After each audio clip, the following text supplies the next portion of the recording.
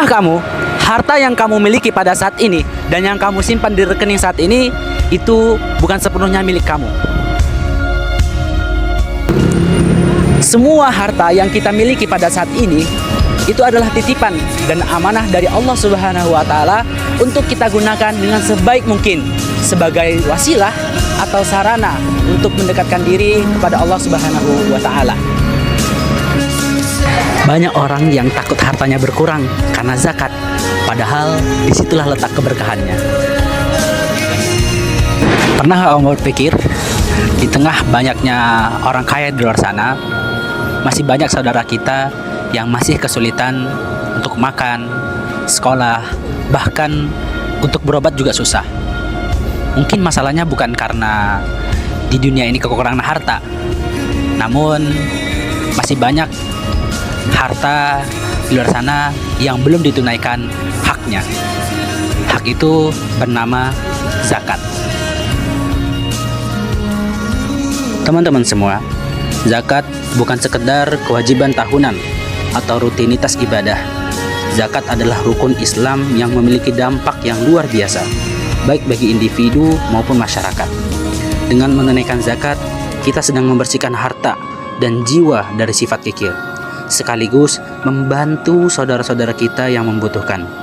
Islam mengajarkan bahwa kekayaan bukan hanya untuk dinikmati sendiri, tetapi juga menjadi sarana untuk menebarkan keberkahan. Allah Subhanahu wa Ta'ala berfirman dalam surah At-Taubah ayat 103, "Khudz min amwalihim shadaqah tutahhiruhum wa tuzakkihim biha." Artinya, ambillah zakat dari sebagian harta mereka.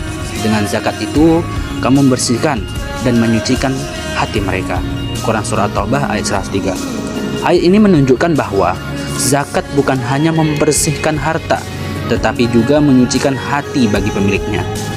Rasulullah SAW juga bersabda, Islam dibangun atas 5 perkara: bersaksi bahwa tiada Tuhan selain Allah dan Muhammad adalah utusan Allah, mendirikan sholat, menunaikan zakat, berpuasa Ramadan, dan berhaji ke Baitullah bagi yang mampu. Hadis ini menunjukkan bahwa zakat memiliki kedudukan yang sangat penting sebagai salah satu pilar utama agama Islam. Bayangkan teman-teman, jikalau kita menjadi seorang karyawan yang menerima gaji dan telah memenuhi ketentuan wajib zakat. Kemudian kita menunaikan zakat melalui lembaga amil zakat yang kita percayai.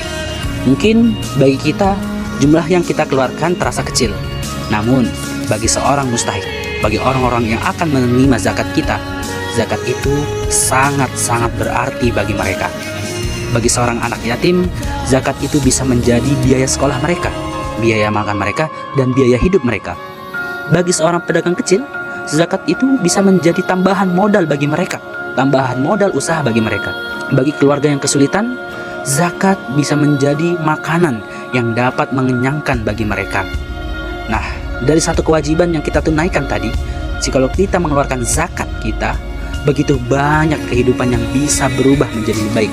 Begitu banyak perubahan-perubahan kecil yang bisa kita lakukan untuk menuju suatu hal yang baik.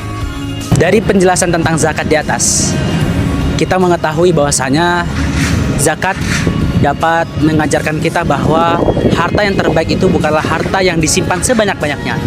Namun, harta yang terbaik ialah harta yang dapat mendatangkan manfaat yang begitu banyak, baik untuk pribadi maupun orang lain. Jadi, zakat dapat membuat hidup kita menjadi tenang. Zakat dapat membuat hidup kita menjadi berkah, dan zakat dapat membuat hidup kita akan mendapatkan banyak pahala, dan pahala yang terus mengalir sampai akhirat nanti. Jadi, mari kita sama-sama tunaikan zakat kita sebelum terlambat. Thank you.